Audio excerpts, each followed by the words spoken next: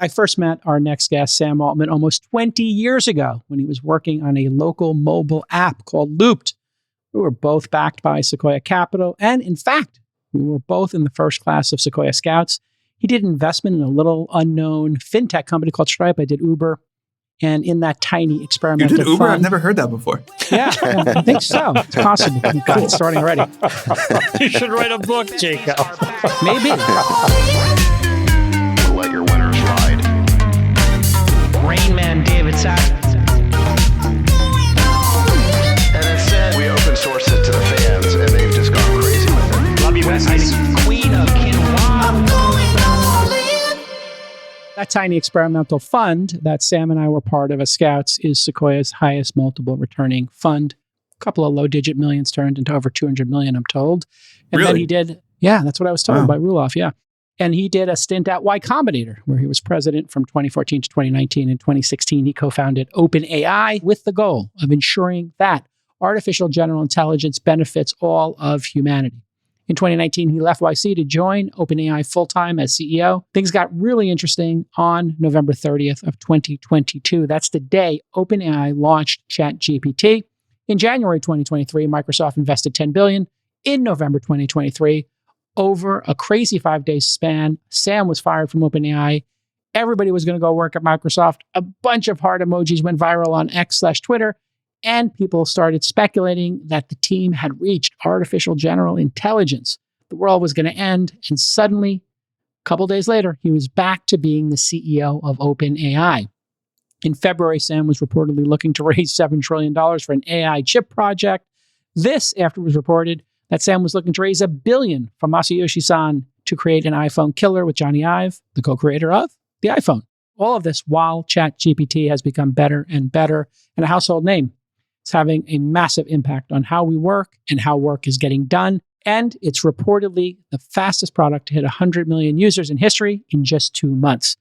And check out OpenAI's insane revenue ramp up. They reportedly hit $2 billion in ARR last year. Welcome to the All In Podcast, Sam Altman. Thank you. Thank you, guys. Sachs, you want to lead us off here? Okay, sure. I mean, I think the whole industry is waiting with bated breath for the release of GPT-5. I guess it's been reported that it's launching sometime this summer, but that's a pretty big window. Can you narrow that down? I guess where are you in the release of GPT-5?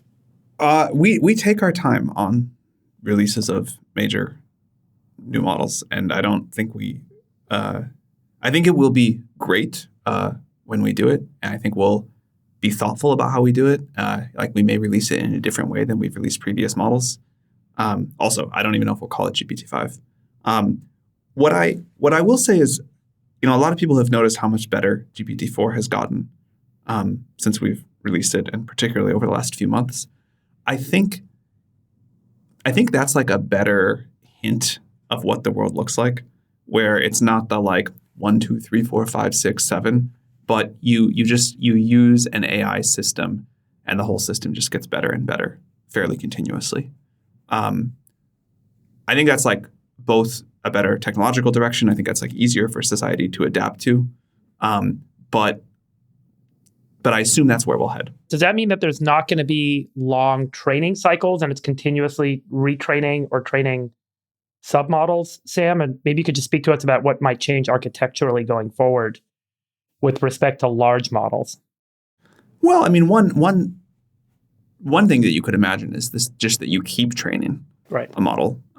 That would seem like a reasonable thing to me. Do you and think when you talked about releasing it differently this time, are you thinking maybe releasing it to the paid users first, or a slower rollout to get the red teams tight, since now there's so much at stake? You have so many customers actually paying, and you've got everybody watching everything you do. Is it you have to be more thoughtful now, yeah? Still only available to the paid users, but one of the things that we really want to do is figure out how to make more advanced technology available to free users too. I think that's a super important part of our mission. And this idea that we build AI tools and make them super widely available, free or not that expensive, whatever it is, so that people can use them to go kind of invent the future, rather than the magic AGI in the sky inventing the future and showering it down upon us. that seems like a much better path. It seems like a more inspiring path. I also think it's where things are actually heading. So it makes me sad that we have not figured out how to make GPT-4 level technology available to free users. It's something we really want to do. It's just very expensive, I take it. It's very expensive. Yeah. Chamath, your thoughts? I think maybe the two big vectors, Sam, that people always talk about is that underlying cost and sort of the latency that's kind of rate limited a killer app.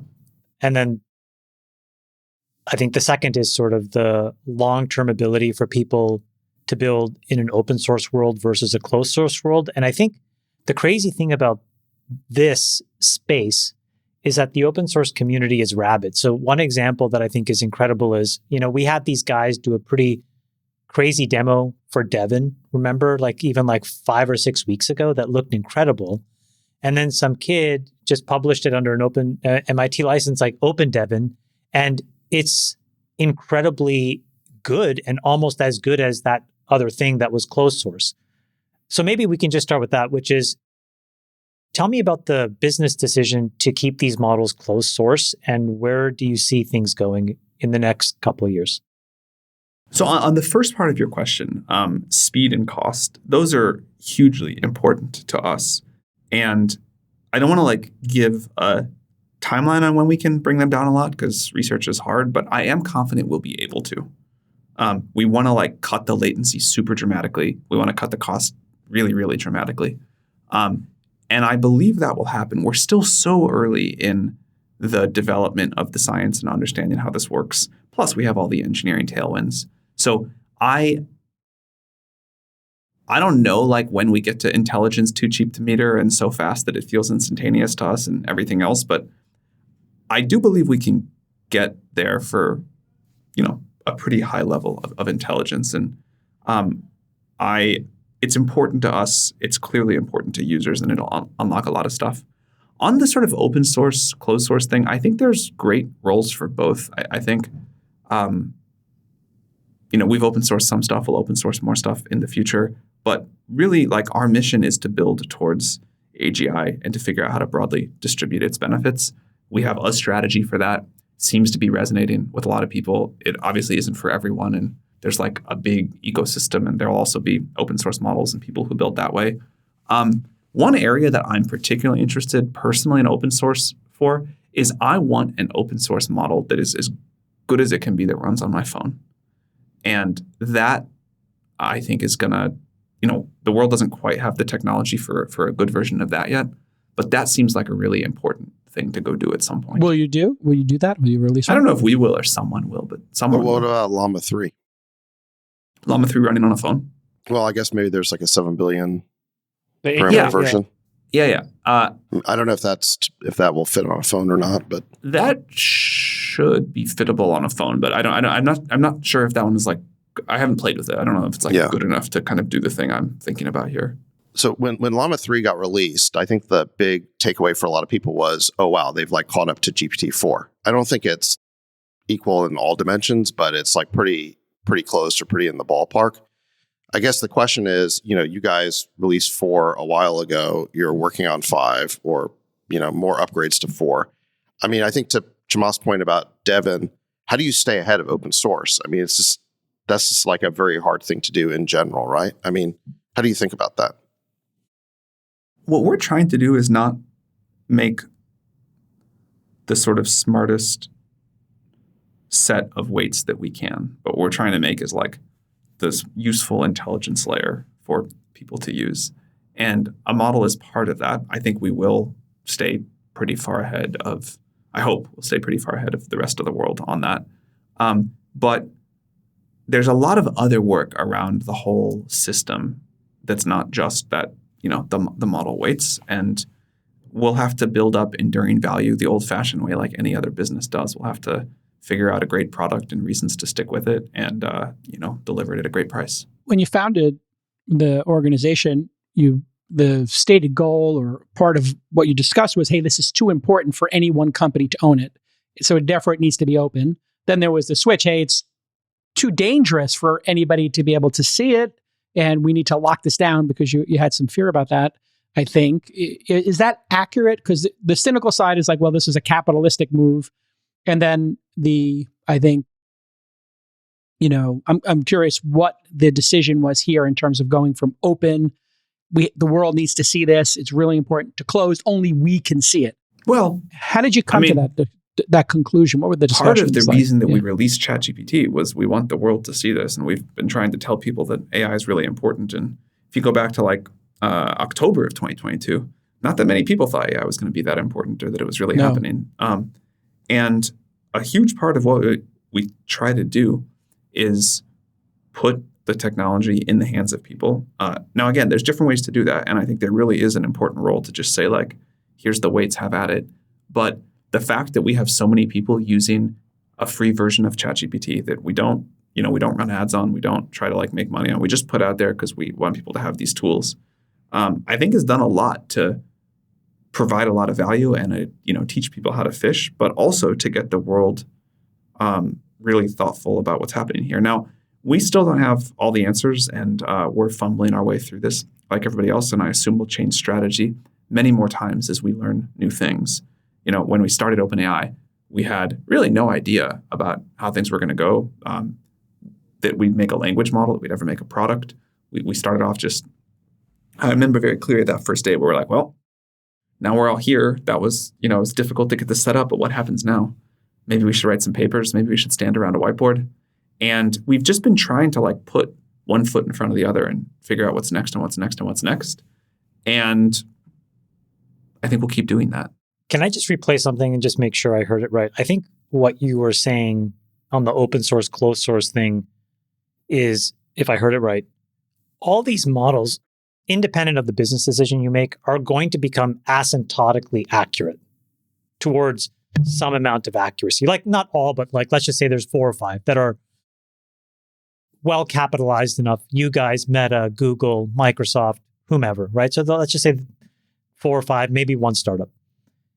And on the open web. And then quickly, the accuracy or the value of these models will probably shift to these proprietary sources of training data that you could get that others can't, or others can get that you can't. Is that how you see this thing evolving, where the open web gets everybody to a certain threshold and then it's just an arms race for data beyond that?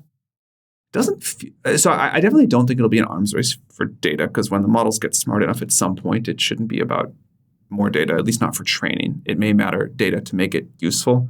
Look, the one thing that I have learned most throughout all of this is that it's hard to make confident statements a couple of years in the future about where this is all going to go. And so I don't want to try now. I will say that I expect lots of very capable models in the world. And,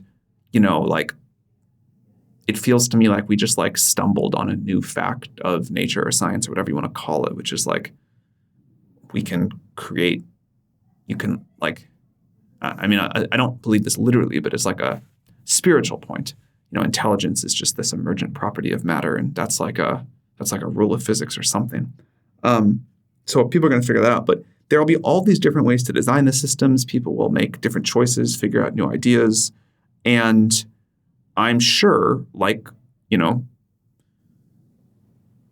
any other industry, I would expect there to be multiple approaches and different people like different ones. Some people like iPhones, some people like an Android phone. I think there will be some effect like that. Let's go back to that first section of just the cost and the speed. All of you guys are sort of a little bit rate limited on literally NVIDIA's throughput, right? And I think that you and most everybody else have sort of effectively announced how much capacity you can get just because it's as much as they can spin out. What needs to happen at the substrate so that you can actually compute cheaper, compute faster, get access to more energy? How are you helping to frame out the industry solving those problems? Well, we'll make huge algorithmic gains for sure, and I don't want to discount that. I'm very interested in chips and energy, but if we can make a same quality model twice as efficient, that's like we had twice as much compute. Right. And I think there's a gigantic amount of work to be done there, and I hope we'll start really seeing those results. Other than that, the whole supply chain is very complicated. There's logic fab capacity. There's how much HBM the world can make. There's how quickly you can like get permits and pour the concrete, make the data centers, and then have people in there wiring them all up. There's finding the energy, which is a huge bottleneck. But I think when there's this much value to people, the world will do its thing. We'll try to help it happen faster. And there's probably like, I don't know how to give it a number, but there's like some percentage chance where there is, as you were saying, like a huge substrate breakthrough. And we have like a massively more efficient way to do computing. But I don't like bank on that or spend too much time thinking about it. What about the device side and sort of, you mentioned sort of the models that can fit on a phone. So obviously, whether that's an LLM or some SLM or something, I'm sure you're thinking about that. But then does the device itself change? I mean, does it need to be as expensive as an iPhone? I'm super interested in this. I love like great new form factors of computing. And it feels like with every major technological advance, a new thing becomes possible. Phones are unbelievably good. So I think the threshold is like very high here. Like what, like I think like I personally think an iPhone is like the greatest piece of technology humanity has ever made. It's really a wonderful product. What comes after it? Like I don't know. I mean, that was what I was saying. It's so good that to get beyond it, I think the bar is like quite high. Well, you've been working with Johnny Ive on something, right? We've been discussing ideas, but I don't like if I knew. Is it that it has to be more complicated or actually just much, much cheaper and simpler? Well, almost everyone's willing to pay for a phone anyway. So if you could like make a way cheaper device, I think the barrier to carry a second thing or use a second thing is pretty high. So I don't think, given that we're all willing to pay for phones, or most of us are, I don't think cheaper is the answer. Different is the answer then?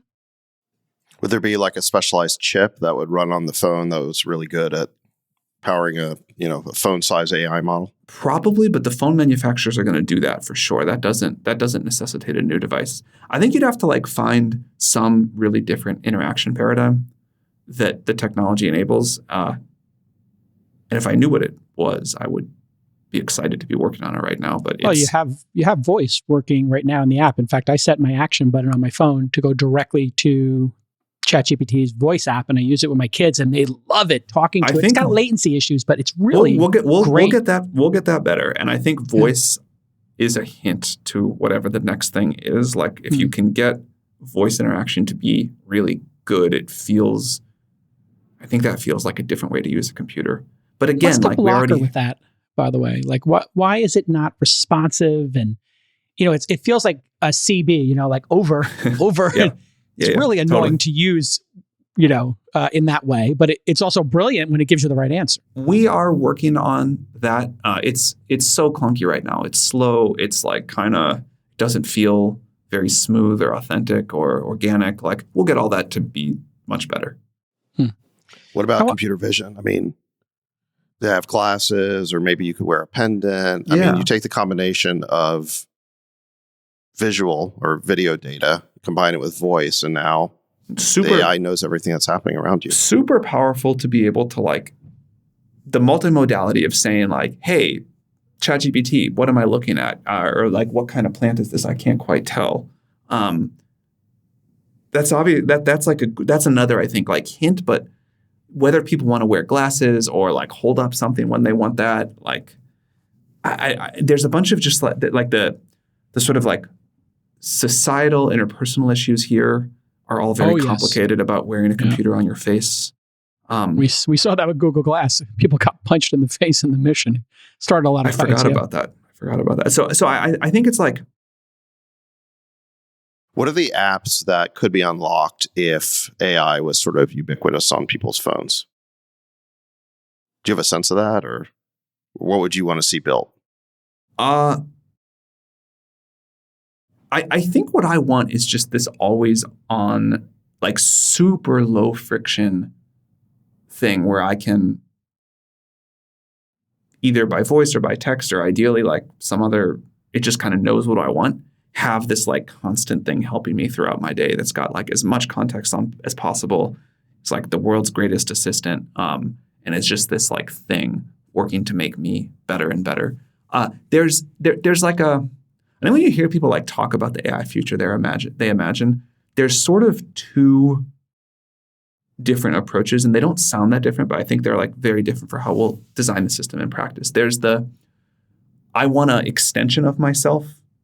I want like a ghost or an alter ego or this thing that really like is me, is acting on my behalf, is responding to emails, not even telling me about it, is sort of like, it becomes more me and is me. And then there's this other thing, which is like, I want a great senior employee. It may get to know me very well. I may delegate it. You can like have access to my email and I'll tell you the constraints, but I think of it as this like separate entity. And I personally like the separate entity approach better and think that's where we're going to head. And so in that sense,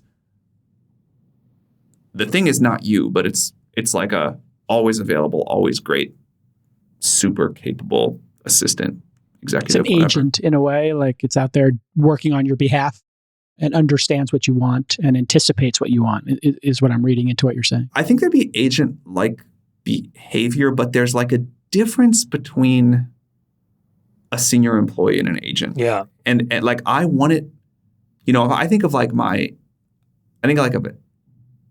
Like one of the things that I like about a senior employee is they'll push back on me. They will sometimes not do something I ask, or they sometimes will say like, I can do that thing if you want, but if I do it, here's what I think would happen, and then this and then that. And are you really sure? And I definitely want that kind of vibe, which not just like this thing that I give a task and it blindly does. It can reason. Yeah. Yeah, and push it back. It can reason. It has like the kind of relationship with me that I would expect out of a really competent person that I worked with, which is different from like a sycophant. Yeah. The thing in that world where if you have this like Jarvis-like thing that can reason, what do you think it does to products that you use today where the interface is very valuable? So for example, if you look at an Instacart or if you look at an Uber or if you look at a DoorDash, these are not services that are meant to be pipes that are just providing a set of APIs to a smart set of agents that ubiquitously work on behalf of 8 billion people. What do you think has to change in how we think about how apps need to work, of how this entire infrastructure of experiences need to work in a world where you're agentically interfacing to the world? I'm actually very interested in designing a world that is equally usable by humans and by AIs. So I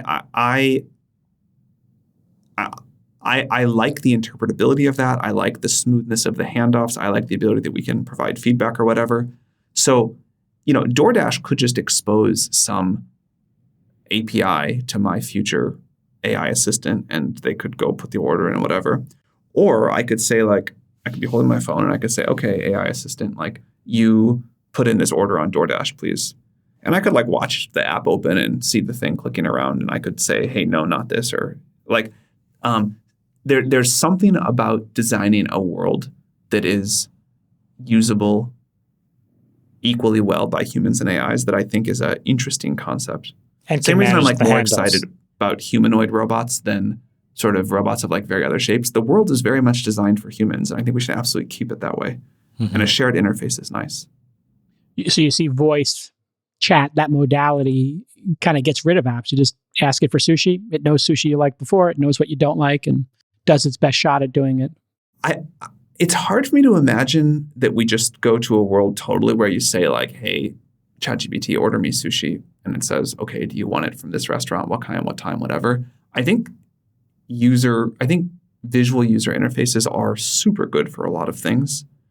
And it's hard for me to imagine like a world where you never look at a screen and just use voice mode only. But I can't imagine that for a lot of things.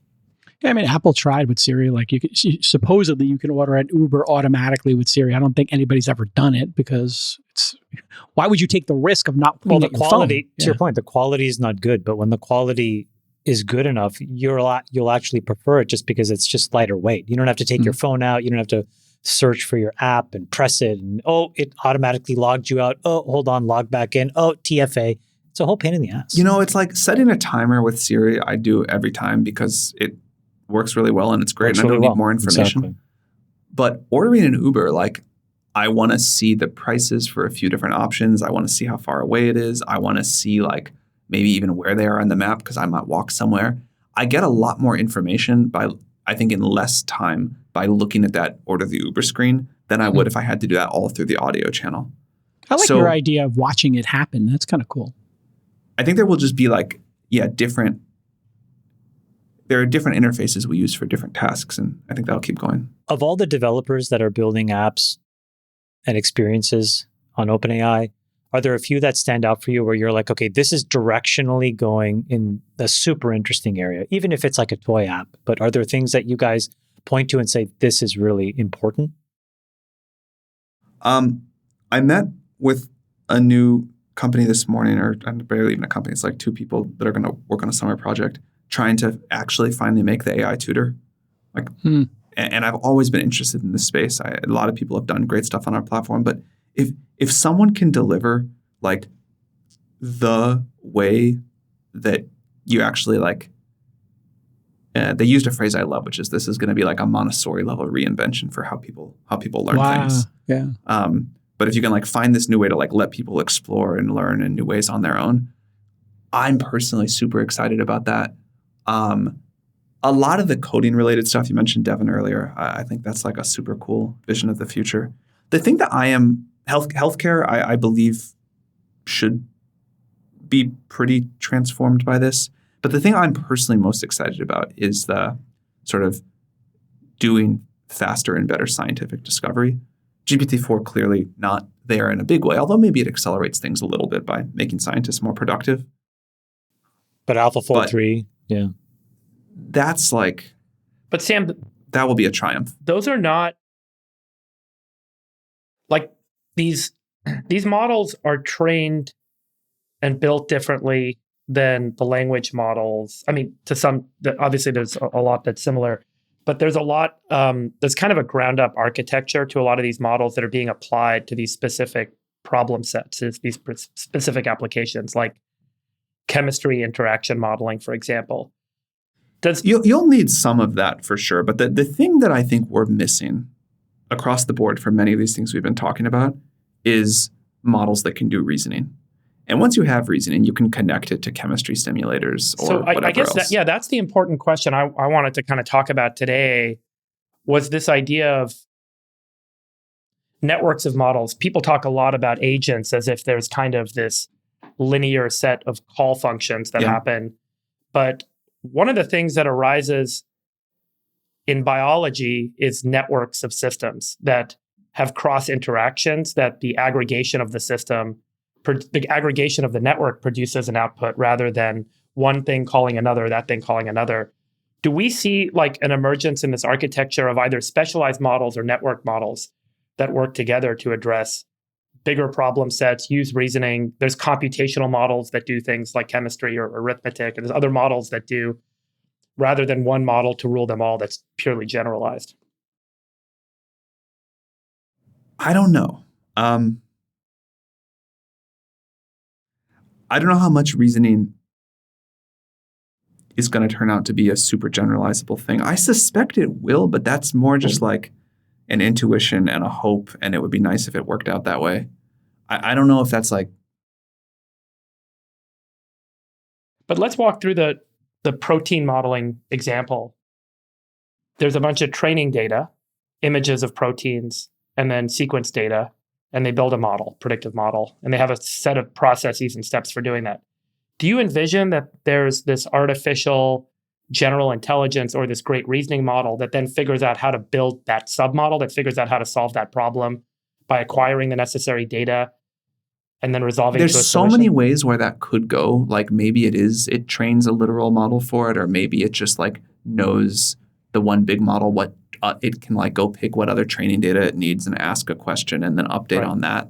I guess the real question is, are all these startups going to die? Because so many startups are working in that modality, which is go get special data and then train a new model on that special data from the ground up.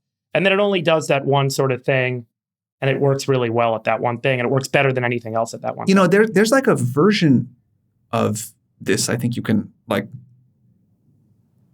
already see. When you were talking about like biology and these complicated networks of systems, the reason I was smiling is I got super sick recently, and I'm mostly better now, but it was just like body like got beat up like one system at a time, fought, like you can really tell like, okay, it's this cascading thing. And that reminded me of you like talking about the like biology is just these like, you have no idea how much these systems interact with each other until things start going wrong. And that was sort of like interesting to see. But I was using ChatGPT to try to like figure out like what was happening, whatever, and would say, well, I'm unsure of this one thing. And then I just like posted a paper on it without even reading the paper, like in the context. And it says, oh, that was the thing I was unsure of. Like now I think this instead. So there's like that was like a small version of what you're talking about, where you can say this, I don't know this thing, and you can put more information. You don't retrain the model, you're just adding it to the context here. And now you're getting a. So these models that are predicting protein structure, like let's say, right, this is the whole basis. And now other molecules at AlphaFold 3. Is it basically a world where the best generalized model goes in and gets that training data and then figures out on its own? And maybe you could use an example for us. Can you tell us about Sora, your video model that generates amazing moving images, moving video, and what's different about the architecture there, whatever you're willing to share on how that is different? Yeah. So on the general thing first,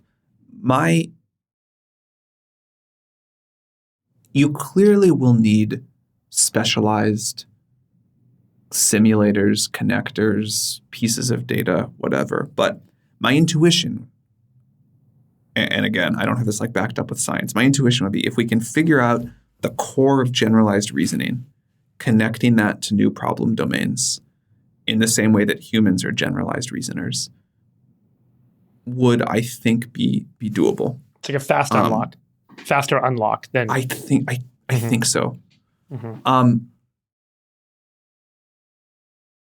But yeah, Sora like does not start with a language model. That's a model that is like customized to do video, and so like we're clearly not at that world yet. Right. So just as an example, for you guys to build a good video model, you built it from scratch using, I'm assuming, some different architecture and different data. But in the future, the generalized reasoning system, the AGI, whatever system, theoretically could render that by figuring out how to do it.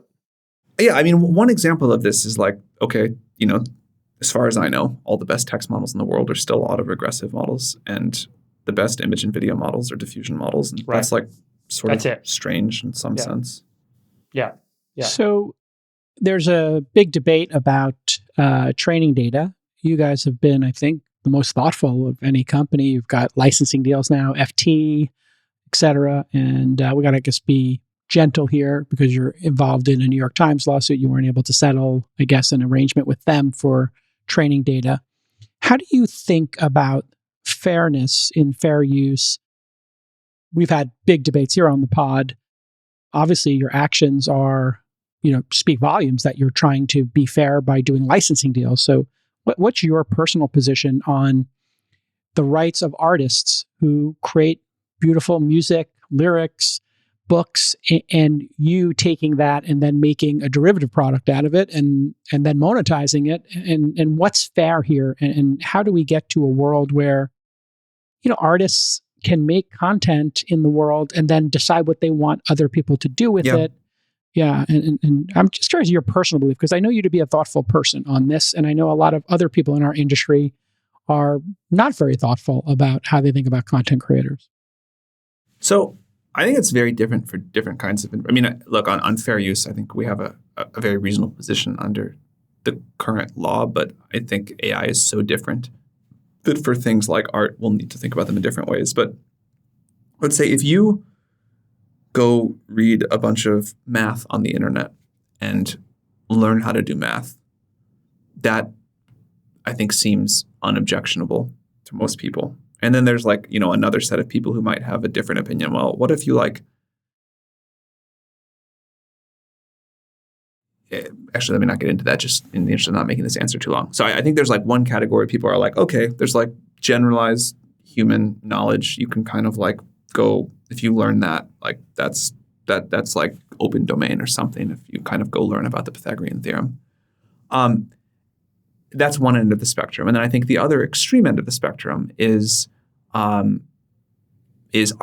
And maybe even like more specifically, I would say it's like it's a system generating art in the style or the likeness of another artist, would be kind of the furthest end of that. And then there's many, many cases on the spectrum in between. I think the conversation has been historically very caught up on training data, but it will increasingly become more about what happens at inference time. As training data becomes less valuable and what the system does accessing, information in context in real time, or taking like something like that, what happens at inference time will become more debated, and how what the new economic model is there. So if you say like create me a song in the style of Taylor Swift, even if the model were never trained on any Taylor Swift songs at all, you can still have a problem, which is that it may have read about Taylor Swift, it may know about her themes, Taylor Swift means something. And then the question is like, should that model, even if it were never trained on any Taylor Swift song whatsoever, be allowed to do that? And if so, how should Taylor get paid? Right. So I think there's an opt-in, opt-out in that case, first of all, and then there's an economic model. Staying on the music example, there is something interesting to look at from the historical perspective here, which is sampling and how the economics around that work. This is not quite the same thing, but it's like an interesting place to start looking. Sam, let me just challenge that. What's the difference in the example you're giving of the model learning about things like song structure, tempo, melody, harmony relationships, discovering all the underlying structure that makes music successful, and then building new music using training data, and what a human does that listens to lots of music, learns about, and their brain is processing and building all those same sort of predictive models or those same sort of discoveries or understandings. What's the difference here, and why are you making the case that perhaps artists should be uniquely paid? This is not a sampling situation. The AI is not outputting and it's not storing in the model the actual original song. It's learning structure. Right. So, I wasn't trying to make that point, because I agree, like in the same way that humans are inspired by other humans. I was saying if you say generate me a song in the style of Taylor Swift. I see. Right. Okay. Yeah, I think that's where the prompt leverages some artist. I think personally that's a different case. Would you be comfortable asking, or would you be comfortable letting the model train itself, a music model being trained on the whole corpus of music that humans have created, without royalties being paid to the artists that that music is being fed in, and then you're not allowed to ask, artist-specific prompts? You could just say, "Hey, play me a really cool pop song that's fairly modern about heartbreak, with a female voice." Yeah. We have currently made the decision not to do music, and partly because exactly these questions of where you draw the lines, and even I was meeting with several musicians that I really admire recently. I was just trying to talk about some of these edge cases, but even the world in which,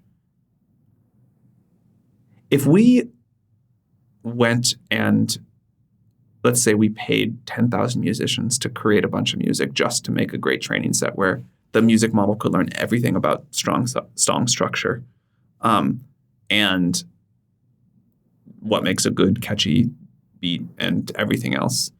And only trained on that, let's say we could still make a great music model, which maybe we could. I was kind of posing that as a thought experiment to musicians, and they're like, well, I can't object to that on any principle basis at that point. And yet there's still something I don't like about it. Now, that's not a reason not to do it necessarily, but it is. Did you see that ad that Apple put out? Maybe it was yesterday or something, of squishing all of human creativity down into one really thin iPad. What was your take on it? People got really emotional about it. Yeah. It's a stronger reaction than you would think. Yeah. There's something about I'm obviously hugely positive on AI. But there is something that I think is beautiful about human creativity and human artistic expression.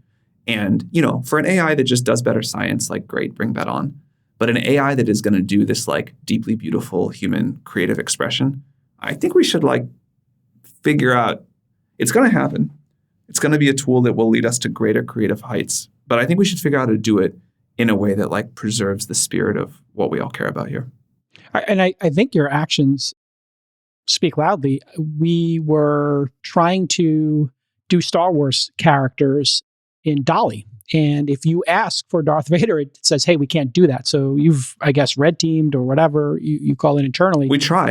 You're not allowing people to use other people's IP. So you've taken that decision. Now, if you asked it to make a Jedi bulldog or a Sith Lord bulldog, which I did, it made my bulldogs as Sith bulldogs. So there's an interesting question. It's really about your like spectrum, right? Yeah. We put out this thing yesterday called the spec, where we're trying to say, here's how our model is supposed to behave. And it's very hard. It's a long document. It's very hard to, like, specify exactly in each case where the limits should be. And I view this as, like, a discussion that's going to need a lot more input. But these sorts of questions about, okay, maybe it shouldn't generate Darth Vader, but the idea of a Sith Lord or a Sith style thing or Jedi at this point is, like, part of the culture. Like these are all hard decisions. Yeah. And I think you're right. The music industry is going to consider this opportunity to make Taylor Swift songs their opportunity. It's part of the 4-part fair use test is, these who gets to capitalize on new innovations for existing art. And Disney has an argument that, hey, if you're going to make Sora versions of Ashoka or whatever, Obi-Wan Kenobi, that's Disney's opportunity. And that's a great partnership for you, to pursue. So I think this section I would label as AI and the law. So let me ask maybe a higher level question. What does it mean when people say regulate AI? Totally. Sam, what does that even mean? And comment on California's new proposed regulations as well if you're up for it. I'm concerned. I mean, there's so many proposed regulations, but most of the ones I've seen on the California state things I'm concerned about. I also have a general fear of the states all doing this themselves. When people say regulate AI, I don't think they mean one thing. I think there's, like, some people are like ban the whole thing. Some people are like don't allow it to be open source, require it to be open source. The thing that I am personally most interested in is I think there will come. Look, I may be wrong about this. I will acknowledge that this is a forward-looking statement, and those are always dangerous to make. But I think there will come a time in the not super distant future, like, we're not talking like decades and decades from now, where the frontier AI systems are capable of causing significant global harm.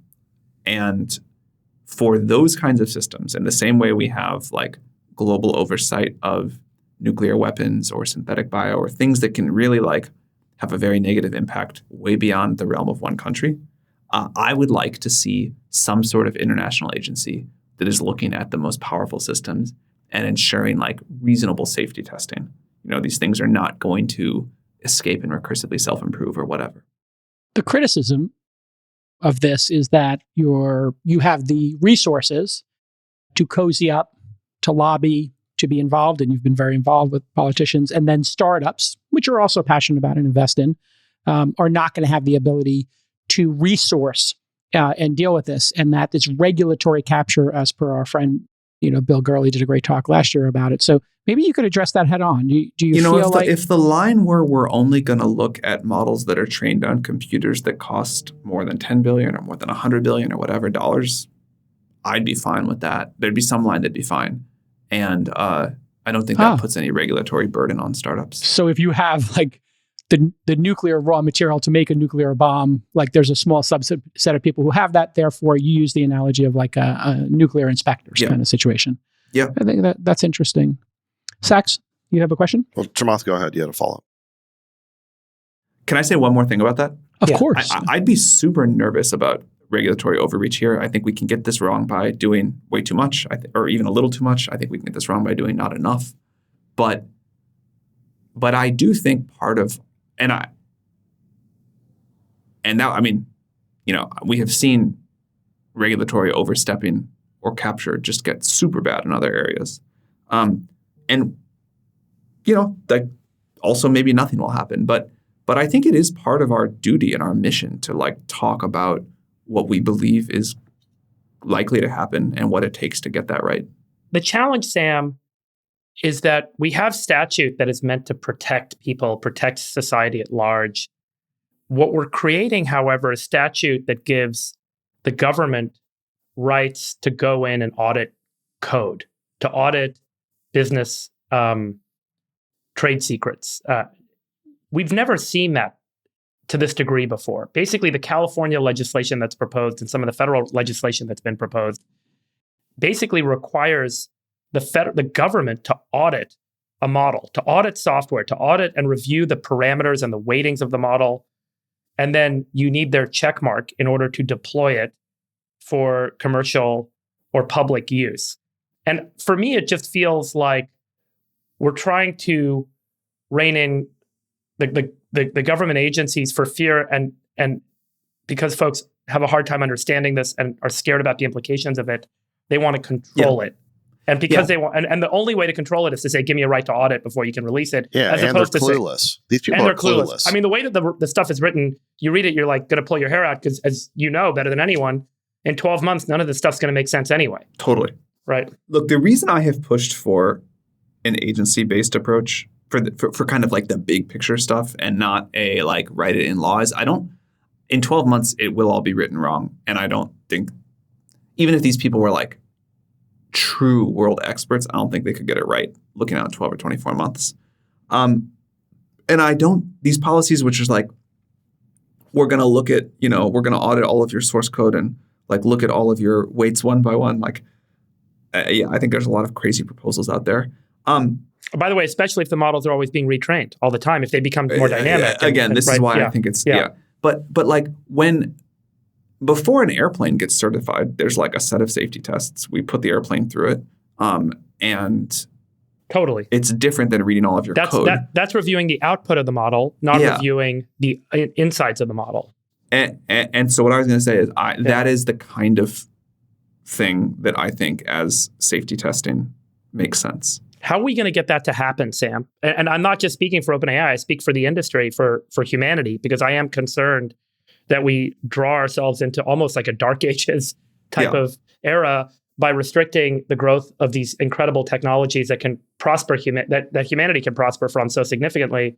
How do we change the sentiment and get that to happen? Because this is all moving so quickly at the government levels, and folks seem to be getting it wrong. And I'm personally concerned. Just to build on that, Sam, the architectural decision, for example, that Llama took is pretty interesting in that it's like, we're going to let Llama grow and be as unfettered as possible. And we have this other kind of thing that we call Llama Guard that's meant to be these protective guardrails. Is that how you see the problem being solved correctly? Or do you see that at the current strength of models, definitely some things are going to go wrong. And I don't want to like make light of those or not take those seriously. But I'm not like, I don't have any like catastrophic risk worries with a GPT-4 level model.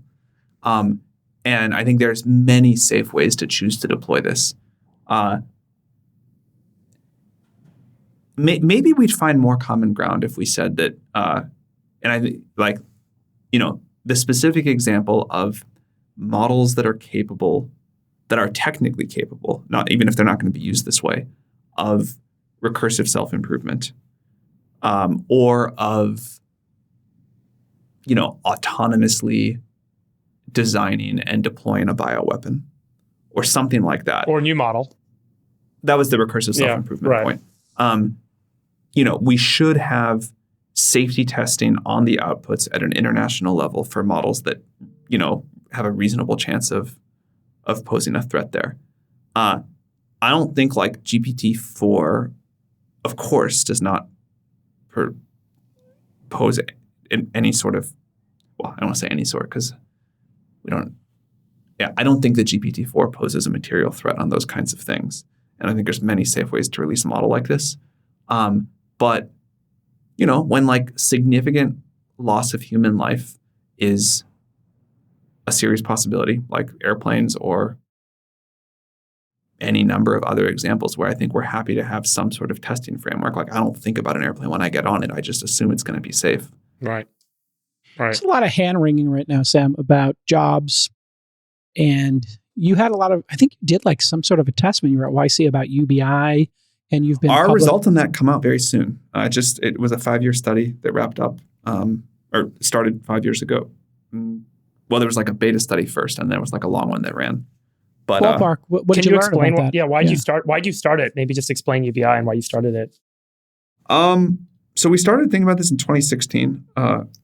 Kind of about the same time, started taking AI really seriously, and the theory was that the magnitude of the change that may come to society and jobs in the economy, and sort of in some deeper sense than that, like what the social contract looks like, meant that we should have many studies to study many ideas about new ways to arrange that. I also think that, I'm not like a super fan of how the government has handled most policies designed to help poor people. And I kind of believe that if you could just give people money, they would make good decisions and the market would do its thing. And, I'm very much in favor of lifting up the floor and eliminating poverty. But I'm interested in better ways to do that than what we have tried for the existing social safety net and kind of the way things have been handled. And I think giving people money is not going to go solve all problems. It's certainly not going to make people happy, but it might solve some problems, and it might give people a better horizon with which to help themselves. And I'm interested in that. I think that now that we see some of the ways, so 2016 was a very long time ago. Now that we see some of the ways that AI is developing, I wonder if there's better things to do than the traditional conceptualization of UBI.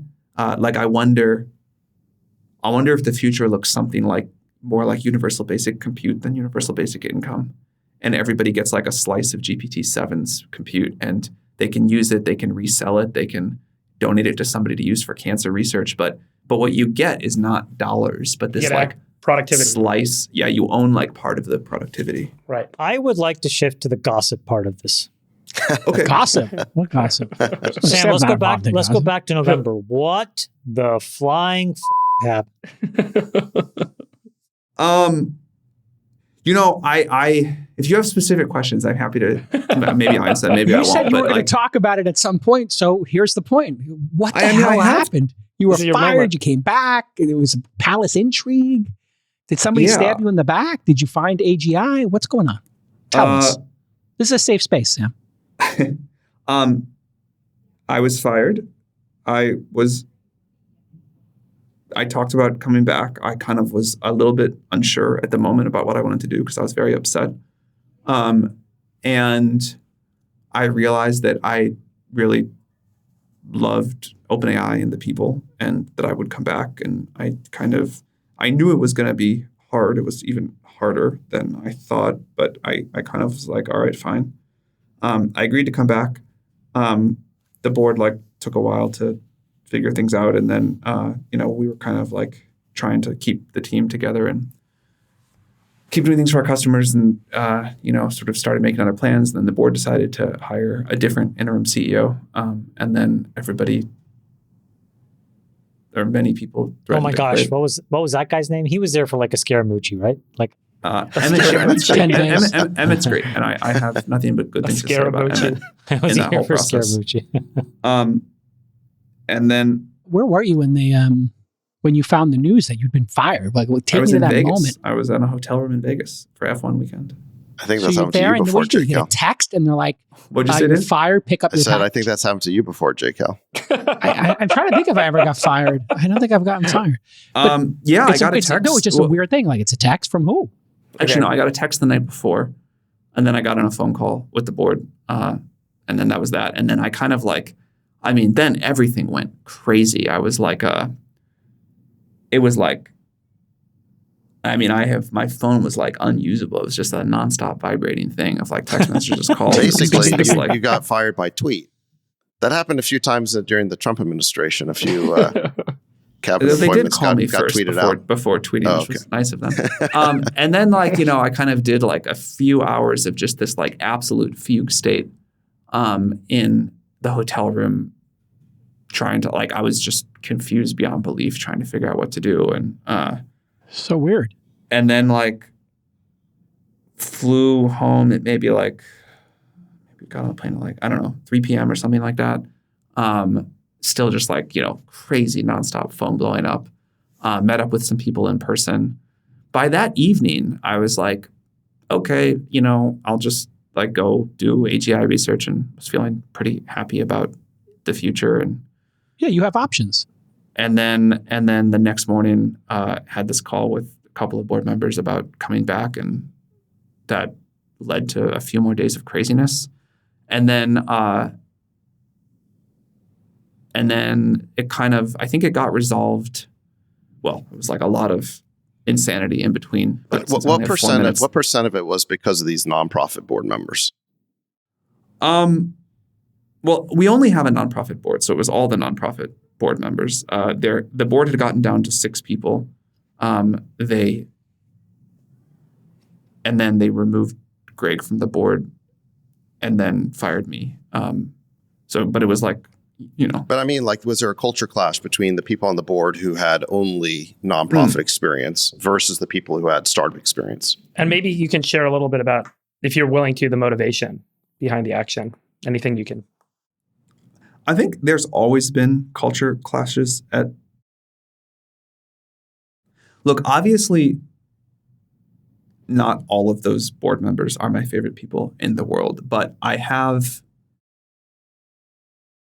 serious respect for the gravity with which they treat AGI and the importance of getting AI safety right.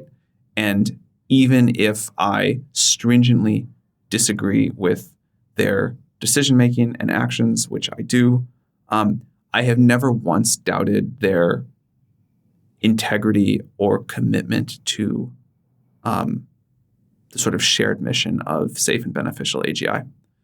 Do I think they made good decisions in the process of that, or kind of know how to balance all of the things OpenAI has to get right? No, but I think the intent of the magnitude of AGI and getting that right. Actually, let me ask you about that. So the mission of OpenAI is explicitly to create AGI, which I think is really interesting.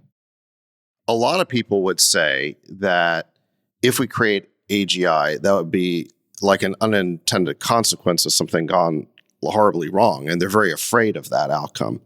But OpenAI makes that the actual mission. Yeah.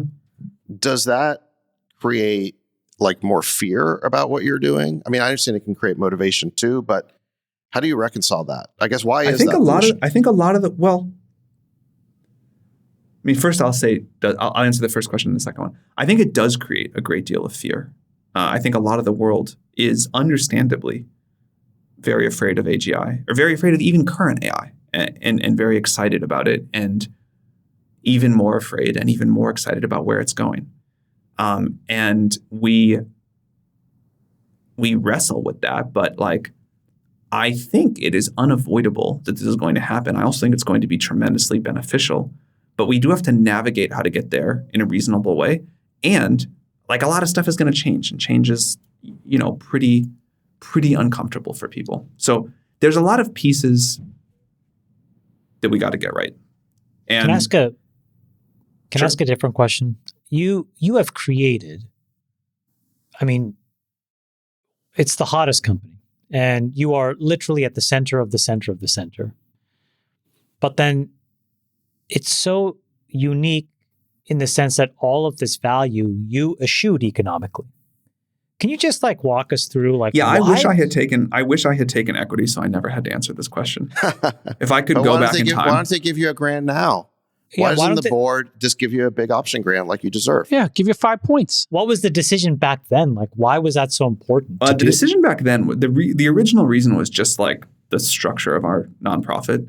It was there was something about yeah, okay, this is like nice from a motivations perspective, but mostly it was that our board needed to be a majority of disinterested directors. And I was like, that's fine. I don't need equity right now. I kind of, but like, But in this weird way, now that you're running a company, it creates these weird questions of like, well, what's your real motivation versus it is so deeply one thing I have noticed, it's so deeply unimaginable to people to say, I don't really need more money. Like, and I think people think it's a little bit of an ulterior motive. I think. No, it assumes you it's assume like, what that else is he doing on the side to make money? Yeah. Something If I were just trying to say like I'm going to try to make $1 trillion with OpenAI, I think everybody would have an easier time, and it would save me. It would save a lot of conspiracy theories. Sam, this is the back channel. You are a great deal maker. I've watched your whole career. I mean, you're just great at it. You got all these connections. You're really good at raising money. You're fantastic at it. And you got this Johnny Ive thing going. You're inhumane. You're investing in companies. You got the Orb. You're raising $7 trillion to build fabs, all this stuff. News to me. All of that put together. JK loves fake news. But I'm kind of being a little facetious here. You know, obviously it's not, you're not raising $7 trillion, but maybe that's the market cap of something. Putting all that aside, the T was you're doing all these deals. They don't trust you because what's your motivation? You're end running and what opportunities belong inside of OpenAI? What opportunities should be Sam's? And this group of nonprofit people didn't trust you. Is that what happened? So the things like, device companies, or if we were doing some chip fab company, it's like, those are not SAM project. Those would be like OpenAI would get that equity. They would. Okay, that's not the public's perception. Well, that's not like kind of the people like you who have to like commentate on this stuff all day's perception, which is fair because we haven't announced the stuff because it's not done. I don't think most people in the world like are thinking about this, but I agree it spins up a lot of conspiracy theories in like tech commentators. Yeah, in a vacuum. And if I could go back, I would just say like, let me take equity and make that super clear. And then everyone would be like, all right. Like I'd still be doing it because I really care about AGI and think this is like the most interesting work in the world. But it would at least type check to everybody. What's the chip project? That the $7 trillion, and where did the $7 trillion number come from? Makes no sense. I don't know where that came from, actually. Okay. I genuinely don't. I think the world needs a lot more AI infrastructure, a lot more than it's currently planning to build, and with a different cost structure. The exact way for us to play there is we're still trying to figure that out. What's your preferred model of organizing OpenAI? Is it sort of like the move fast, break things, highly distributed small teams, or is it more of this organized effort where you need to plan because you want to prevent some of these edge cases? I have to go in a minute. It's not to prevent the edge cases that we need to be more organized, but it is that these systems are so complicated and concentrating bets are so important. Like at the time before it was like obvious to do this, you have like DeepMind or whatever has all these different teams doing all these different things and they're spreading their bets out. And you had OpenAI say, we're going to like basically put the whole company and work together to make GPT-4. And that was like unimaginable for how to run an AI research lab. But it is, I think, what works. At a minimum, it's what works for us. So not because we're trying to prevent edge cases, but because we want to concentrate resources and do these like big, hard, complicated things. We do have a lot of coordination on what we work on. All right, Sam, I know you got to go. You've been great on the hour. Come back anytime. Great talking to you guys. Yeah, it was fun. Thanks for coming out. Thanks for being so open about it. We've been talking about it for like a year plus to have Sam. I'm really happy it finally happened. Yeah, it's awesome. I really appreciate it. I would love to come back on after our next like major launch, and I'll be able to talk more directly about some of these things. Yeah, you got the Zoom link. Same Zoom link every week. Just same time, same Zoom link. Jump in anytime. Just drop in. Just put it on your calendar. Come back to the game. Come back to the game. Yeah, come back to the game. In a while. I would love to play poker. It has been forever. That would be a lot of fun. Come and hang out. Send me an invite. That famous hand where Chamath, when you and I were heads up, and you had. I don't remind me. You and I were heads up, and you went all in. I had a set, but there was a straight and a flush on the board, and I'm in the tank trying to figure out if I want to lose. This back when we were playing small stakes, it might have been like $5K pot or something, and then Chamath can't stay out of the pot, and he starts taunting the two of us. You should call. You shouldn't call. He's bluffing. And I'm like, Chamath, I'm trying to figure out if I make the call here. I make the call. And it was like you had a really good hand, but I just happened to have a set. I think you had like top pair, top kicker or something. But you made a great move because the board was so textured, almost like bottom set. Sam has a great style of playing, which I would call ram and jam. Totally.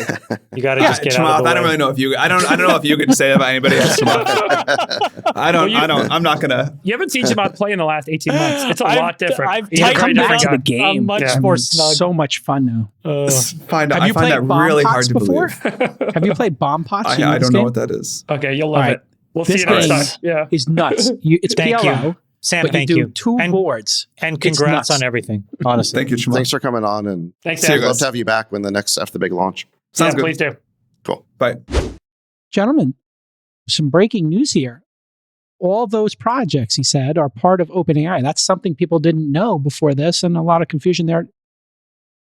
Chamath, what was your major takeaway from our hour with Sam?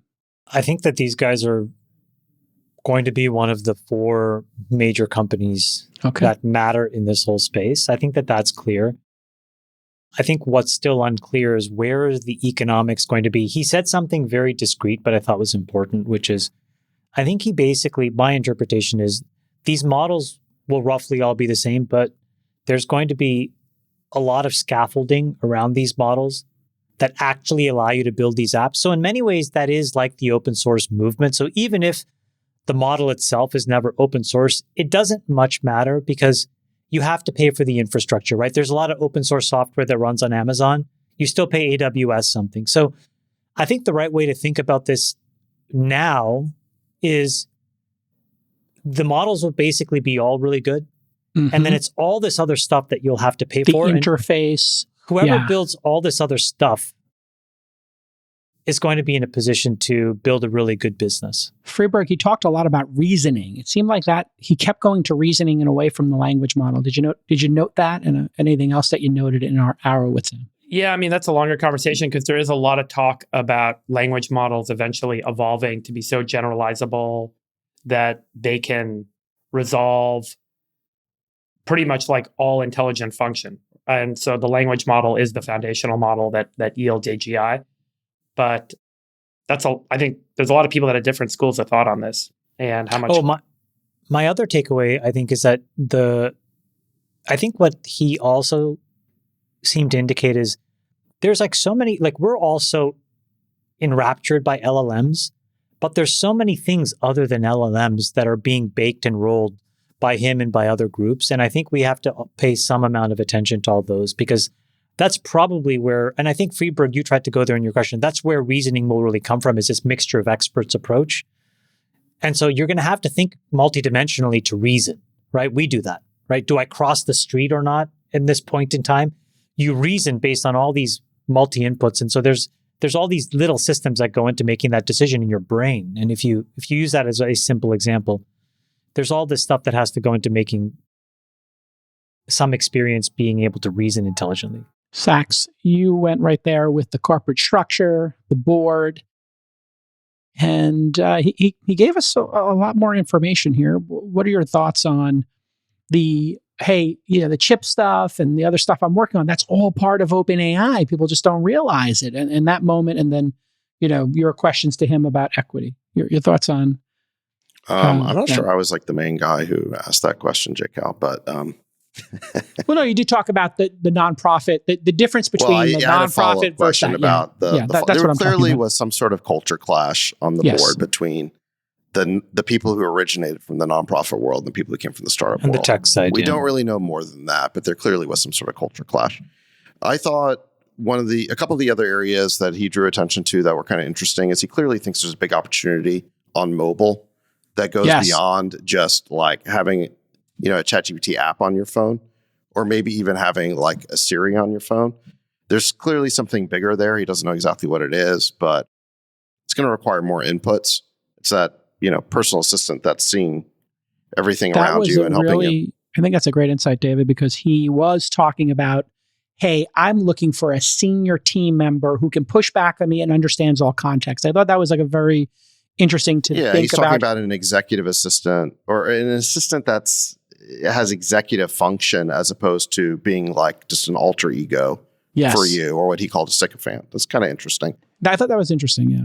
Yeah, and clearly he thinks there's a big opportunity in biology and scientific discovery. After the break, I think we should talk about AlphaFold 3. It was just announced Yeah, today, let's do so, that. And we can talk about the Apple ad in depth. I just want to also make sure people understand when people come on the pod, we don't show them questions. They don't edit the transcript. Nothing is out of bounds. If you were wondering why I didn't ask or we didn't ask about the Elon lawsuit, he's just not going to be able to comment on that. So it'll be a no comment. So, And we're And not that's why I doing didn't like go our time to- was limited, and there's a lot of questions that we could have asked him that would have just been a waste of time. And well, they would have frankly, been he's already no been comment. asked. So I just want to make sure people understand. Yeah, of course that. he's going to no comment on any lawsuit, and he's already been asked about that 500 times. All right. Yes. Should we take a quick break before we come back? Yeah, I'll take a bio break and then we'll come back with some news for you and some more banter with your favorite besties on the number one podcast in the world, the All In Podcast. All right, welcome back, everybody. Second half of the show. Great guest, Sam Altman. Thanks for coming on the pod. We've got a bunch of news on the docket, so let's get started. Freeberg, you told me I could give some names of the guests that we've booked for the All In Summit. I did not. You did. You've said each week, every week, that I get I to did say not say some that. names. I did not. I appreciate your interest in the All In Summits lineup, but we do not yet have enough critical mass to feel like we should go out there. Well, I am a loose cannon, so I will announce my two guests. And I created the summit, and you took it from me. So I've done a great job. I will announce my guests. I don't care what your opinion is. I have booked two guests for the summit, and it's going to be sold out. Look at these two guests I booked. For the third time coming back to the summit, our guy, Elon Musk, will be there. Hopefully in person, if not, from 40,000 feet on a Starlink connection, wherever he is in the world. And for the first time, our friend Mark Cuban will be coming. And so two great guests for you to look forward to. But Freeberg's got like 1,000 guests coming. He'll tell you when it's like 48 hours before the conference. But yeah, great guests speaking coming. of billionaires who are coming, isn't coming too? Yes, coming. Yes, he's booked. So we have 3 billionaires. 3 coming. billionaires. Yes. Okay. Hasn't fully confirmed, so don't. Okay, well, we're going to say it anyway. Has penciled in. Don't and say it. that's it. Don't back We'll up. say penciled. Yeah, don't back out. This is going to be catnip for all these protest organizers. Like, if you have to pick one do not place, poke the bear. Well, by the way, speaking of updates, Oh. what do you guys think of the bottle for the All In Tequila? oh, beautiful. Ooh. Honestly, Ooh. I will just say, I think you are doing a marvelous job. That I was shocked at the design. Shocked meaning it is so unique and high quality. I think it's amazing. It would make me drink tequila. You're going to. You're going to want to. Gotcha. It is stunning. Just congratulations. And it was just when we went through the deck at the monthly meeting, it was like, oh, that's nice. Oh, that's nice. We're going through the concept bottles. And then that bottle came up and everybody went like crazy. It was like somebody hitting like a Steph Curry hitting a half-court shot. It was like, oh my God. It was just so clear that you've made an iconic bottle that if we can produce it, oh Lord, it is going to be. Looks like we can. a game. Looks is like it we looking can good? make it. Yeah. It's going to be amazing. I'm excited. I'm excited for it. It's like The for bottle the design is fans. so complicated that we had to do a feasibility analysis on whether it was actually manufacturable, but it is. So, or at least the early reports are good. So we're going to, hopefully we'll have some made in time for the All In Summit. I mean, Amazing. why not? Sounds It's great. When we get barricaded in by all these protesters, we can drink the tequila. Did Yo, you what guys happened see? to your Did you boy see Peter Peter Thiel? Peter Thiel got barricaded by these ding dongs at Cambridge. My God! Listen, people have the right to protest. I think it's great people are protesting, but surrounding people and threatening them is a little bit over the top and dangerous. I think you're exaggerating what happened. Well, I don't know exactly what happened because all we see is these videos. Look, they're not threatening anybody. And I don't even think they tried to barricade him in. They were just outside the building. And because they were blocking the driveway, his car couldn't leave. But he wasn't physically like locked in the building or something. Yeah, that's what the headlines say, but that could be fake news, fake social. Yeah. This was not on my bingo card. This protester support by Sachs was not on the bingo card, I got to say. I didn't see it coming. The Constitution of the United States in the First Amendment provides for the right of assembly, which includes protest and sit-ins, as long as they're peaceable. Now, obviously, if they go too far and they vandalize or break into buildings or use violence, then that's not peaceable. However, expressing sentiments with which you disagree does not make it violent. And there's all these people out there now making the argument that if you hear something from a protester that you don't like, and you subjectively experience that as a threat to your safety, then that somehow should be treated as valid. Like that's basically violent. Well, that's not what the Constitution says. And these people understood well just a few months ago that was basically snowflakery. That just because somebody, what I'm saying, like we have now peaceable. We're getting all these great words. We have the rise of the woke right now, where they're buying into the woke right. They're buying into this idea of safetyism, which is being exposed to ideas you don't like, to protests you don't like, is a threat to your safety. No, it's not. So Even now if we they're have saying snowflakes things you on don't both like. sides. We Everybody's absolutely being, have snowflakery on both sides now. it's ridiculous. The only thing I will say that I've seen and is this surrounding individuals who you don't want there and locking them in a circle and then moving them out of the protest area. That's not cool. Yeah, obviously you can't do that. But look, I think that most of the protests on most of the campuses have not crossed the line. They've just occupied the lawns of these campuses. And look, I've seen some troublemakers try to barge through the encampments and claim that because they can't go through there, that somehow they're being prevented from going to class. Look, you just walk around the lawn and you can get to class. Okay. Yeah. And, some of these videos are showing that these are effectively right-wing provocateurs who are engaging in left-wing tactics. And I don't support it either way. Chaos By the way, ensues. some of these camps are some of the funniest things you've ever seen. It's like there are one tent that's dedicated to like a reading room, and you go in there and there's like these like fur mindfulness blankets. center. Oh my God, it's unbelievably hilarious. Look, there's no question that because the protests are originating on the left, that there's some goofy views. Like, you're dealing with like a left-wing idea complex, right? But, and it's easy to make fun of them doing different things. But the fact of the matter is that most of the protests on most of these campuses are, even though they can be annoying because they're occupying part of the lawn, they're not violent. And, the way they're being cracked down on, they're sending the police in at 5 a.m. to crack down on these encampments with batons and riot gear. And I find that part to be completely excessive. Well, it's also dangerous because, things can escalate when you have mobs of people and large groups of people. So I just want to make sure people understand that. Large group of people, you have a diffusion of responsibility that occurs when there's large groups of people who are passionate about things, and people could get hurt.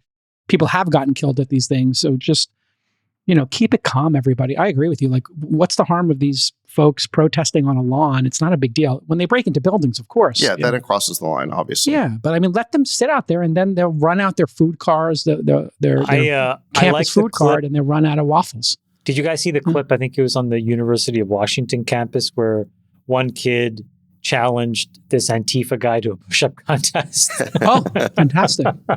Yes. I mean, it is some of the funniest stuff. Some content is coming out that's just hilarious. My favorite was the woman who came out and said that the Columbia students needed humanitarian aid. Oh my God. The overdubs on her were hilarious. I was like, humanitarian aid?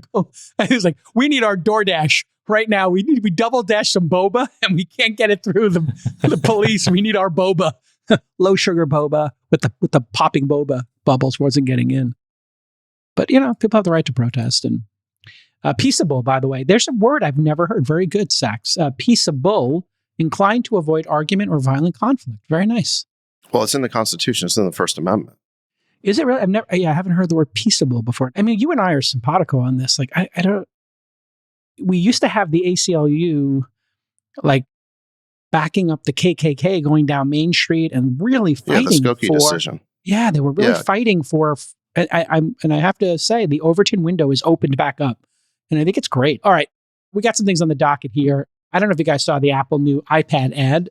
It's getting a bunch of criticism. They use like some giant hydraulic press to crush a bunch of creative tools, DJ turntable, trumpet, piano. People really care about Apple's ads and what they represent. We talked about that Mother Earth little vignette they created here. What do you think, Freeberg? Did you see the ad? What was your reaction to it? Made me sad. It did not make me want to buy an iPad. So, did not seem like a good. It made you sad. It actually elicited an emotion, meaning like commercials. It's very rare that commercials can actually do that. Most people just zone out. Yeah, they took all this beautiful stuff and heard it. It didn't feel good. I don't know. It just didn't seem like a good ad. I don't know why they did that. I don't get it. I don't know. Well, I think bad. maybe what they're trying to do is the selling point of this new iPad is that it's the thinnest one.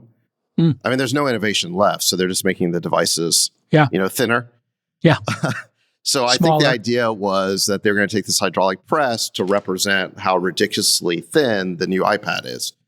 Now, I don't know if the point there was to smush all of that good stuff into the iPad. I don't know if that's what they were trying to convey.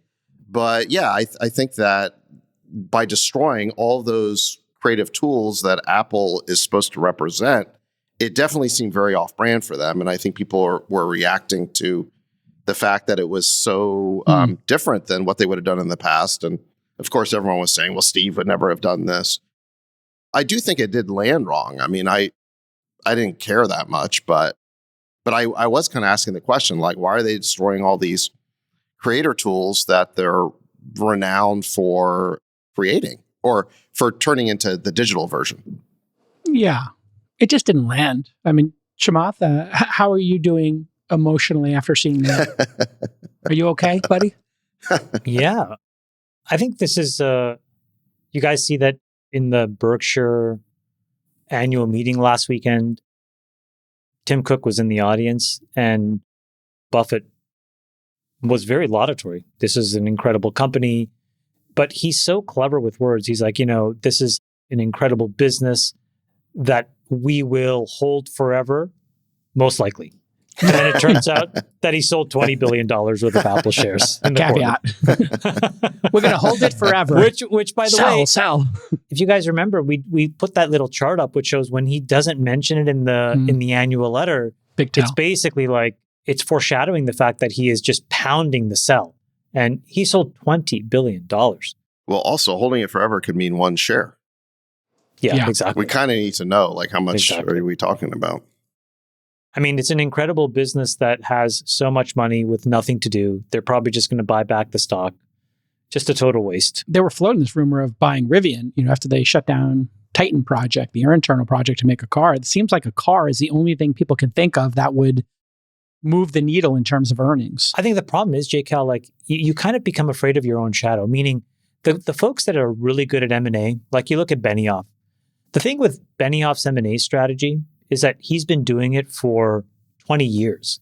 Yep. And so he's cut his teeth on small acquisitions and the market learns to give him trust so that when he proposes like the $27 billion Slack acquisition, he's allowed to do that. Another guy, Nikesh Arora at PanW, these last 5 years, people were very skeptical that he could actually roll up security because it was a super fragmented market. He's gotten permission. Then there are companies like Danaher that buy hundreds of companies. So all of these folks are examples of you start small and you earn the right to do more. Apple hasn't bought anything more than $50 or $100 million. And so the idea that all of a sudden they come out of the blue and buy a $10, $20 billion company, I think is just totally doesn't stand logic. It's just not possible for them because they'll be so afraid of their own shadow. That's the big problem. It's themselves.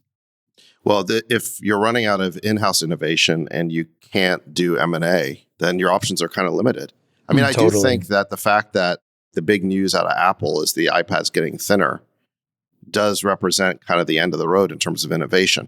It's kind of like when they added the third camera to the iPhone. Yeah. It reminds me of those, remember like when the Gillette they Mach did the 3 5 came out and then they did the 5. It was the best onion thing was like, we're doing 5. F it. But then Gillette actually came out with the Mach 5. So like the parody became the reality. What are they going to do? Add 2 more cameras to the iPhone? You have 5 cameras on it? Right. No, it makes no sense. And then I don't know anybody wants to remember the Apple Vision was like going to. Plus, why are they body shaming the fat iPads? That's a fair point. That's a fair point. Actually, you know what? It's actually this didn't come out yet, but it turns out the iPad is on Ozempic. It's actually dropped a lot. That would have been a funnier ad. Yeah. Yeah, exactly. Ozempic. We could just workshop that right here. But there was another funny one, which was making the iPhone smaller and smaller and smaller, and the iPod smaller and smaller and smaller, to the point it was like like a thumb size iPhone. Like the Ben Stiller phone in Yes. Zoolander. Correct. Yeah. That was a great scene. Is there a category that you can think of that you would love an Apple product for? There's a product in your life that you would love to have Apple's version of it. They killed it. I think a lot of people would be very open-minded to an Apple Car. Okay. They just would. It's a connected internet device, increasingly so. Yeah. And they managed to flub it. They had a chance to buy Tesla. They managed to flub it. Yeah. Right? There are just too many examples here where these guys have so much money and not enough ideas. That's a shame. It's a bummer, yeah. The one I always wanted to see them do, Sachs, was TV. the one I always wanted to see them do was the TV, and they were supposedly working on it, like the actual TV, not the little Apple TV box in the back. And like that would have been extraordinary to actually have a gorgeous, big television. What about a gaming console? They could have done that. There's just all these things that they could have done. It's not a lack of imagination because these aren't exactly incredibly world-beating ideas. They're sitting right in front of your face. It's just the will to do it. Yeah. Yeah, What do you the think, all-in-one TV would have been good.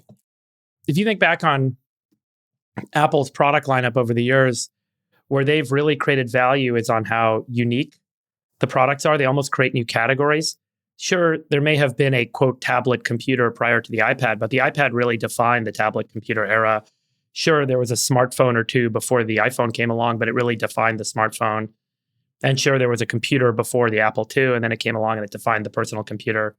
In all these cases, I think Apple strives to define the category.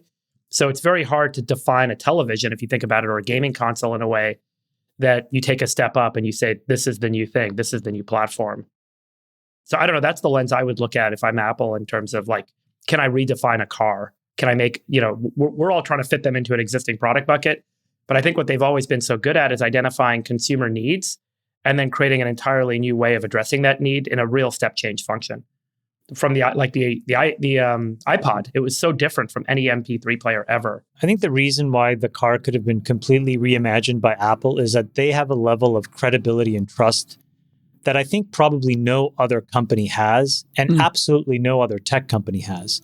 And we talked about this, but I think this was the third Steve Jobs story that I left out. But in 2000 and I don't know, was it one? I launched a 99-cent download store. Right. I think I've told you this story in Winamp. And Steve Jobs just ran total circles around us. But the reason he was able to is he had all the credibility to go to the labels and get deals done for licensing music that nobody could get done before. I think that's an example of what Apple's able to do, which is to use their political capital to change the rules. So if the thing that we would all want is safer roads and autonomous vehicles, there are regions in every town and city that could be completely converted to level 5 autonomous zones. If I had to pick one company that had the credibility to go and change those rules, it's them. Because they could demonstrate that there was a methodical, safe approach to doing something. And so the point is that even in these categories that could be totally reimagined, it's not for a lack of imagination. Again, it just goes back to a complete lack of will. And I understand, because if you had $200 billion of capital on your balance sheet, I think it's probably pretty easy to get fat and lazy.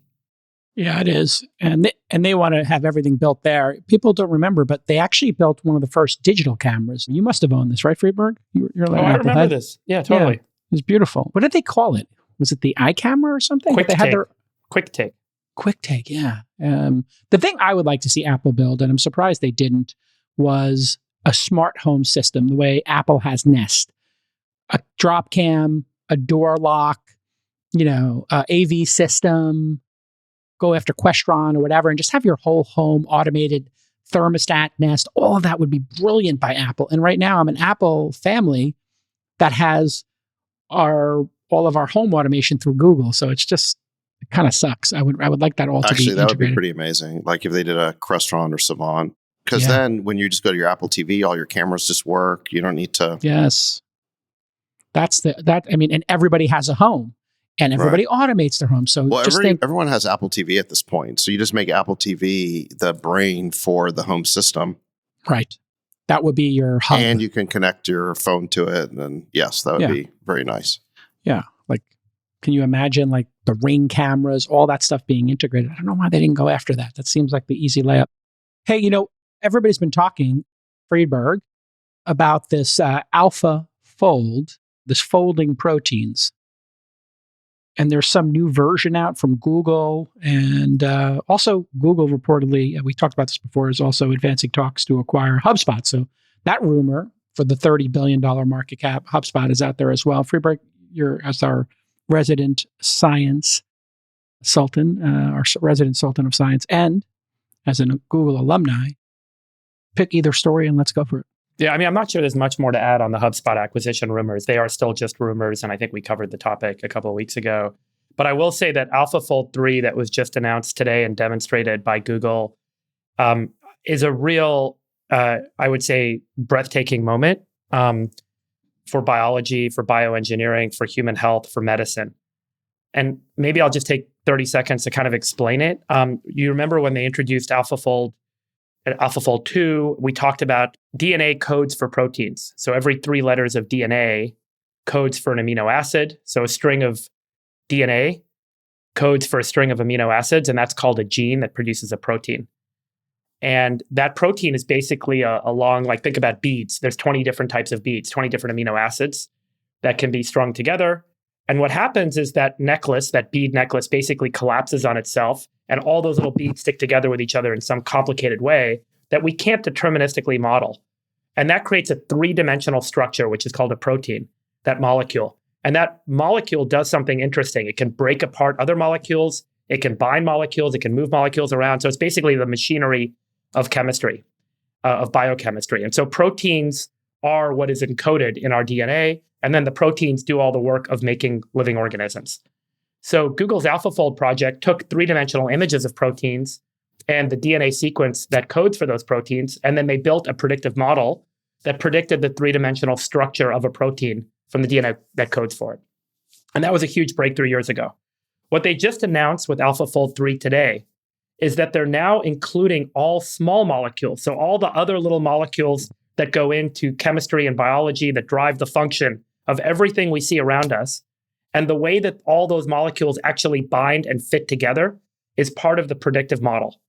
Why is that important? Well, let's say that you're designing a new drug and it's a protein-based drug, which biologic drugs, which most drugs are today. You could find a biologic drug that binds to a cancer cell, and then you'll spend 10 years going to clinical trials. And billions of dollars later, you find out that that protein accidentally binds to other stuff and hurts other stuff in the body. And that's an off-target effect or a side effect.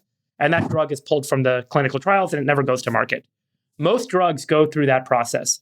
They are actually tested in animals and then in humans.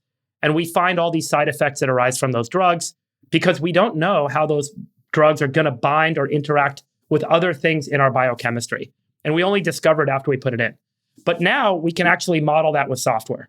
We can take that drug, we can create a 3-dimensional representation of it using the software, and we can model how that drug might interact with all the other cells, all the other proteins, all the other small molecules in the body to find all the off-target effects that may arise and decide whether or not that presents a good drug candidate. That is one example of how this capability can be used. And there are many, many others, including creating new proteins that could be used to bind molecules or stick molecules together, or new proteins that could be designed to rip molecules apart. We can now predict the function of 3-dimensional molecules using this capability, which opens up all of this software-based design of chemistry, of biology, of drugs. And it really is an incredible breakthrough moment. The interesting thing that happened, though, is Google Alphabet has a subsidiary called Isomorphic Labs. It is a drug development subsidiary of Alphabet. And they've basically kept all the IP for AlphaFold 3 in Isomorphic. So Google is going to monetize the heck out of this capability. And what they made available was not open source code, but a web-based viewer that scientists, for quote, non-commercial purposes, can use to do some fundamental research in a web-based viewer and make some experiments and try stuff out and how interactions might occur. But no one can use it for commercial use. Only Google's Isomorphic Labs can. So number one, it's an incredible demonstration of what AI outside of LLMs, which we just talked about with Sam today, and obviously we talked about other models, but LLMs being kind of this consumer text predictive model capability. But outside of that, there's this capability in things like chemistry with these new AI models that can be trained and built to predict things like three-dimensional chemical interactions that is going to open up an entirely new era for human progress. And I think that's what's so exciting. I think the other side of this is Google is hugely advantaged, and they just showed the world a little bit about some of these jewels that they have in the treasure chest. And they're like, look at what we got. We're going to make all these drugs. And they've got partnerships with all these pharma companies at Isomorphic Labs that they've talked about. And it's going to usher in a new era of drug development design for human health. So all in all, I'd say it's a pretty astounding day. A lot of people are going crazy over the capability that they just demonstrated. And then it begs all this really interesting question around what's Google going to do with it and how much value is going to be created here. So anyway, I thought it was a great story, and I just rambled on for a couple of minutes, but I don't know, it's pretty cool. Super interesting. Is this AI capable of making a science corner that David Sachs pays attention to? Well, it will predict the cure, I think, for the common cold and for herpes, so he should pay attention. Absolutely. Folding Cells is the app that Sachs, casual game Sachs just downloaded is playing. How many chess moves did you make during that segment, Sachs? Sorry, let me just say one more thing. Do you guys remember we talked about Yamanaka factors and how challenging it is to basically, we can reverse aging if we can get the right proteins into cells to tune the expression of certain genes to make those cells youthful. Right now, it's a shotgun approach to trying millions of compounds and combinations of compounds to do them. There's a lot of companies actually trying to do this right now to come up with a fountain of youth type product. We can now simulate that. So with this system, one of the things that this AlphaFold 3 can do is predict what molecules will bind and promote certain sequences of DNA, which is exactly what we try and do with the Yamanaka factor-based expression systems, and find ones that won't trigger off-target expression. So meaning we can now go through the search space and software of creating a combination of molecules that theoretically could unlock this fountain of youth to de-age all the cells in the body and introduce an extraordinary kind of health benefit. And that's just, again, one example of the many things that are possible with this sort of platform. I got to be honest, I'm really just sort of skimming the surface here of what this can do. The capabilities and the impact are going to be I don't know. I know I say this sort of stuff a lot, but it's going to be pretty profound. There's on the blog post, they have this incredible video that they show of the coronavirus that creates a common cold. I think the 7-PNM protein. And not only did they literally predict it accurately, they also predicted how it interacts with an antibody, with a sugar. It's nuts. So you could see a world where I don't know, you just get a vaccine for the cold and it's kind of like you never have colds again. Amazing. I mean, simple stuff, but so powerful. And you can filter out stuff that has off-target effects. So much of drug discovery and all the side effect stuff can start to be solved for in silico. Yeah. And you could think about running extraordinarily large, use a model like this, run extraordinarily large simulations in a search space of chemistry to find stuff that does things in the body that can unlock, all these benefits, can do all sorts of amazing things to destroy cancer, to destroy viruses, to repair cells, to de-age cells. And this is a $100 billion business, they say. Oh my God. I mean, this Google alone, I feel like this is where I've said this before. I think Google's got this portfolio of quiet, the other bets. What if they hit? Yeah. What if they hit? And I think the fact that they didn't open source everything in this says a lot about their intentions. Yeah. Yeah. Open source when you're behind, closed source, lock it up when you're ahead. But show it the off Yamanaka, actually, interestingly, Yamanaka is the Japanese whiskey that Sachs serves on his plane as well. It's delicious. I love that Hokkaido Yakanama. Jason, whiskey. I feel like if you didn't find your way to Silicon Valley, you could be like a Vegas lounge comedy guy. Absolutely. For sure. Yeah. I was actually, somebody said I should do those 1950s talk shows where the guys would do the stage show. The shtick. Somebody told me I should do Spalding Gray, Eric Bogosian style stuff. I don't know if you guys remember the monologue is from the 80s in New York. I was like, oh, that's interesting. Maybe. All right, everybody. Thanks for tuning in to the world's #1 podcast. Can you believe we did it, Chamath? The #1 podcast in the world. And the All In Summit, the TED Killer. If you are going to TED, congratulations for genuflecting. If you want to talk about real issues, come to the All In Summit. And if you are protesting at the All In Summit, let us know what mock meat you would like to have. Freeburg is setting up mock meat stations for all of our protesters and what milk you would like. Yeah, all vegan. If you're oat milk, And soy your nut milk, preference of nut just milk. please, when you come Yeah. to We have 5 protest, different kinds of xanthan gum you can we choose have from, right, all Chamath? of the nut milks you could want, and then there'll be mindful Soy yoga lecithin. with Can we have goats. some soy lecithin, please? Yes, on the South Lawn, we'll have the goat yoga going on. So just please note that the goat yoga will be going on for all of you. It's very thoughtful for you to make sure that our protesters are going to be well fed, well taken care of. Yes, we're actually, Freeburg is working on the protester gift bags. The protester gift bags, they're made of Yakayama folding proteins. So you're good. Folding proteins. I think I saw them opening for the Smashing Pumpkins in 2003. On Right, fire. enough. On fire. Enough. I'll be here for 3 more nights. Love you, boys. Bye-bye. Love you, besties. Is this the all-in pod or open mic night? What's going on? It's basically it. I'm just bored. We'll let your winners ride. Rain Man David Sachs. And instead, we open source it to the fans, and they've just gone crazy with it.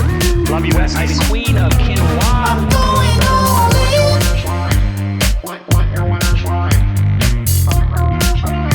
Besties are back. Code 13. That is my dog taking a notice in your driveway. Oh, man. My haberdasher will meet me at Clinton. We should all just get a room and just have one big huge orgy because they're all just useless. It's like this sexual tension that they just need to release somehow. Wet your beak. Wet your beak. Your feet. We need to get merch. Besties are back.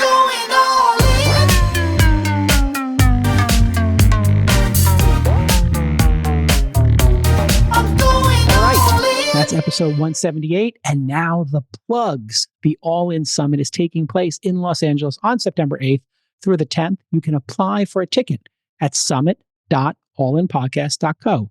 Scholarships will be coming soon. If you want to see the 4 of us interview Sam Altman, you can actually see the video of this podcast on YouTube, youtube.com/@allin, or just search All In Podcast and hit the alert bell and you'll get updates when we post. We're doing a Q&A episode live when the YouTube channel hits 500,000. And we're going to do a party in Vegas, my understanding, when we hit 1 million subscribers. So look for that as well. You can follow us on x.com/theallinpod. TikTok is all_in_talk. Instagram, the All In Pod. And on LinkedIn, just search for the All In Podcast. You can follow Chamath at x.com/Chamath. And you can sign up for a Substack at chamath.substack.com. I do. Freeburg can be followed at x.com/Freeburg. And Ohalo is hiring. Click on the careers page at ohalogenetics.com. And you can follow Sachs at x.com/David Sachs. Sachs recently spoke at the American Moment Conference, and people are going crazy for it. It's pinned to his tweet on his X profile. I'm Jason Calacanis. I am x.com/Jason. And if you want to see pictures of my bulldogs and the food I'm eating, go to instagram.com/Jason in the First Name Club. You can listen to my other podcast, This Week in Startups. Just search for it on YouTube or your favorite podcast player. We are hiring a researcher. Apply to be a researcher doing primary research and working with me and producer Nick, working in data and science and being able to do great research, finance, etc. allinpodcast.co/research. It's a full-time job working with us, the besties. We'll see you all next time on the All In Podcast.